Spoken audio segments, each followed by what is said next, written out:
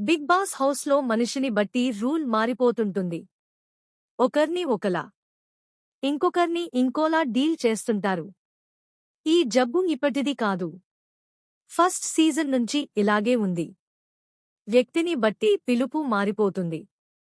వేరే వాళ్ల విషయంలో తప్పైంది, వీళ్ల విషయంలో ఒప్పు అవుతుంది. బరితెగించిన బద్మాష్లను బిగ్ బాస్ వెనకేసుకొచ్చిన సందర్భాలు అనేకం ఉన్నాయి. ముందు ముందు కూడా బిగ్ బాస్ హౌస్లో ఉండబోతున్నాయి అని అనడానికి దివ్యల మాధురినే పెద్ద ఉదాహరణ. ఆమె ప్రవర్తన చూసి జనం రగిలిపోతున్నారు. కరిగిపోయాను కర్పూర వీణలా అంటూ దువ్వాడ శ్రీనివాస్తో డ్యూయెట్లు పాడుతూ బిగ్ బాస్ స్టేజ్ మీదికి రావడమే ఏమిరా ఈ చెండాలం అని జనాలు తలలు పట్టుకున్నారు. అక్రమ సంబంధంతో హాట్ టాపిక్ అయిన వాళ్లని బిగ్ బాస్ హౌస్లోకి తీసుకొచ్చి అసలు ఈ సమాజానికి ఏ మెసేజ్ ఇద్దాం అని. అందులోనూ సొసైటీలో స్టార్ హీరోగా మంచి ఇమేజ్ ఉన్న నాగార్జున ఏ అర్హతతో ఇలాంటి వాళ్లకి అవకాశమిస్తున్నారు? అంటే బాస్ హౌస్లో అడుగుపెట్టాలంటే ఇలాంటి పనులు చేసి కాంట్రవర్సీ అవ్వాలా? వాళ్లకే అవకాశాలను కల్పిస్తారా అనే ప్రశ్నలు లేవనెత్తుతున్నారు. సరే, బిగ్ బాస్ కంటెస్టెంట్స్ అంటే ఉంటే వివాదం అయినా ఉండాలి, లేదంటే ఎఫ్ఐఆర్ అయినా ఉండాలి. అప్పటి వరకు లేకపోయినా హౌస్లోకి వెళ్లిన తరువాత అయినా ఎఫ్ఐఆర్లు పెట్టుకోవాలి. అలాంటి వాళ్లకి అవకాశం ఉంటుందని ఈ సీజన్ కాదు, గత సీజన్లలోనూ ఇదే తంతు. ఆ విషయాన్ని పక్కన పెట్టి దివ్యల మాధురి విషయానికి వస్తే, ఆమె ప్రవర్తన, మాట తీరు, హావభావాలు చూసిన తరువాత అందరి నుంచి వినిపిస్తున్న మాట ఏంటంటే, దువ్వాడ సీనా, ఎలా భరిస్తున్నావయ్యా అని.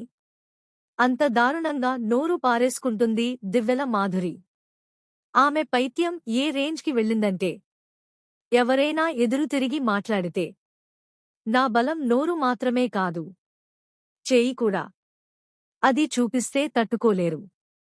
నేను వంట మాత్రమే చేస్తాను, ఇంకే పని ముట్టుకోను.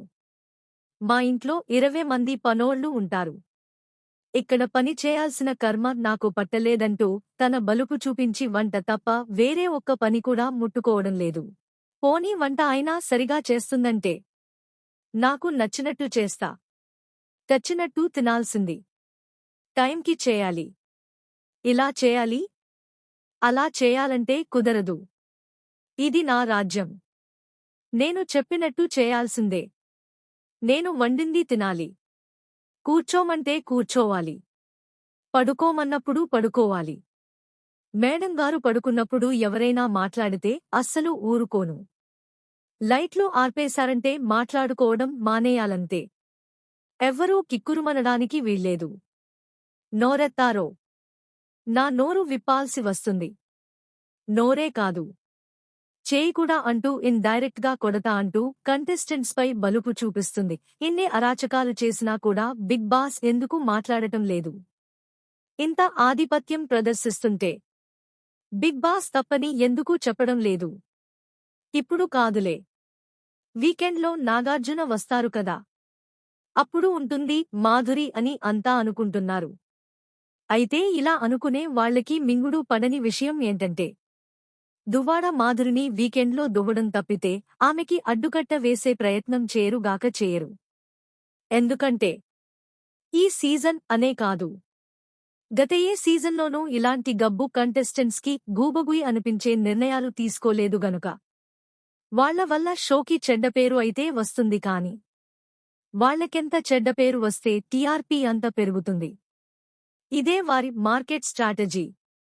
బిగ్ బాస్ వంటి షోని జనం ఎంత తిట్టుకుంటుంటే అంత రేటింగ్ వస్తున్నట్టు లెక్క. ఇప్పుడు దువ్వాడ మాధురి విషయంలోనూ ఇదే జరుగుతుంది. బిగ్ బాస్ని చూడని వాళ్లు కూడా ఆమె ఏం చేస్తుంది, ఎలా ప్రవర్తిస్తుంది అని చూడ్డం మొదలుపెట్టారు. కింద ఒక పోస్ట్ వేస్తాను, అది చూడండి. చూశారు? ఆయనొక సినిమా డైరెక్టర్. బిగ్ బాస్ అంటే పరమ అసహ్యం అయినా కూడా దువ్వాడ మాధురి కోసం బిగ్ బాస్ చూస్తున్నా అని చెప్పారు. ఈయననే కాదు, చాలామందిది అదే పరిస్థితి. మంచి కంటే చెడుని చూసేవాళ్లే ఎక్కువ. పాజిటివిటీ కంటే నెగిటివిటీనే జనానికి నచ్చుతుంది.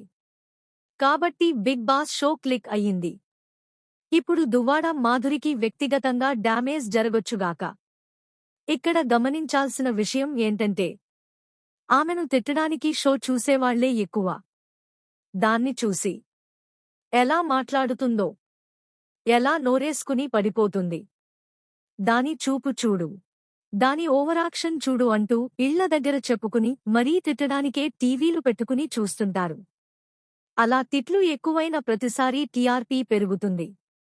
బిగ్ బాస్ అనేది జనాల్ని ఉద్ధరించడానికో, సమాజాన్ని మేలుకొలపడానికో ఉద్దేశించి కాదనేది అందరికీ తెలిసినది. అదో బూతు షో.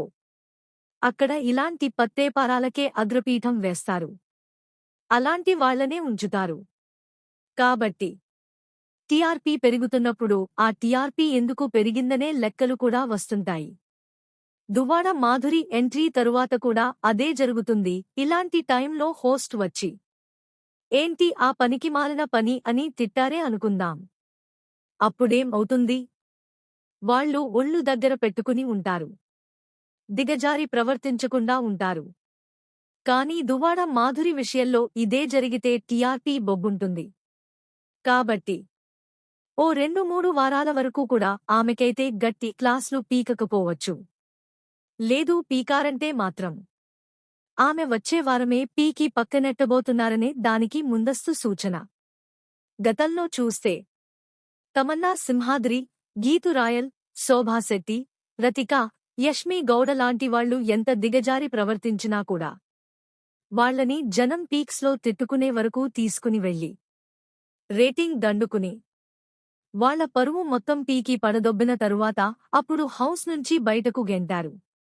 దువ్వాడ మాధురి విషయంలో ఆమె పరువు తీసేయడానికి మిగిలింది ఏం లేదు. ఆమె పరువును ఆల్రెడీ ఆమె తీసేసుకుంది. అయినా సరే ఆమెను ఏ ఉద్దేశంతో అయితే బిగ్ బాస్ హౌస్కి తీసుకొచ్చిని వచ్చారో అది లాక్కునే పంపిస్తారు తప్పితే మధ్యలో పీకేయారు. కాబట్టి వచ్చే వారం నాగార్జున వస్తారు. దువ్వాడ మాధురికి క్లాస్ పీకుతారు అనే భ్రమంలో నుంచి బయటకు వస్తే మంచిది.